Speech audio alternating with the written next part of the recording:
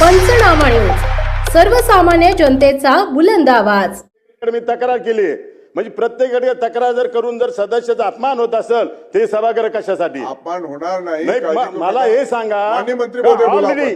Already त्याच्यावर गुन्हे दाखल आहे, ऑलरेडी भ्रष्टाचार करतोय, एका शिक्षकाकडनं 10-10 लाख रुपये आज मी घेतोय आणि त्याला किती संधी देणार आहात तुम्ही? तो काय साधू संत नाही ना. नंदुरबारचे जिल्हा माध्यमिक शिक्षणाधिकारी निलंबित, प्रकरणाच्या चौकशीला सुरुवात.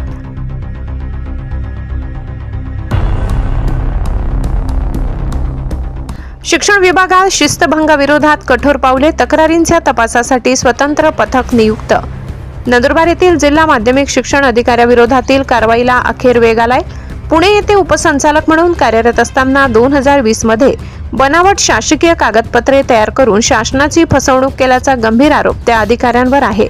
या प्रकरणी गुन्हा आधीच दाखल असून संबंधित प्रकरणात योग्य ती प्राथमिक कार्यवाही करण्यात आल्याचे शालेय शिक्षण मंत्री दादाजी भुसे यांनी विधान परिषदेत स्पष्ट केले. पुढील पाऊल म्हणून अधिकाऱ्याविरुद्ध सध्या प्रलंबित असलेल्या तक्रारींची दखल घेऊन त्यांना निलंबित करण्याची प्रक्रिया सुरू करण्यात येईल आणि या सर्व प्रकरणांची स्वतंत्र चौकशी करण्यात येईल असेही भुसे यांनी सभागृहात जाहीर केले. सभापती महोदय, कोणालाही पाठीशी घालण्याचा बिलकुल विषय निर्माण होत नाही. आपल्या सगळ्यांच्या भावना पाहता त्या अधिकाऱ्याला निलंबित करून त्याची चौकशी केली जाईल. त्याचबरोबर या चौकशीची पूर्तता केवळ 15 दिवसात करण्याचे स्पष्ट निर्देश सभापती प्राध्यापक राम शिंदे यांनी संबंधित विभागाला दिले. ही लक्षवेधी सूचना सदस्य किशोर दराडे यांनी सभागृहासमोर मांडली होती.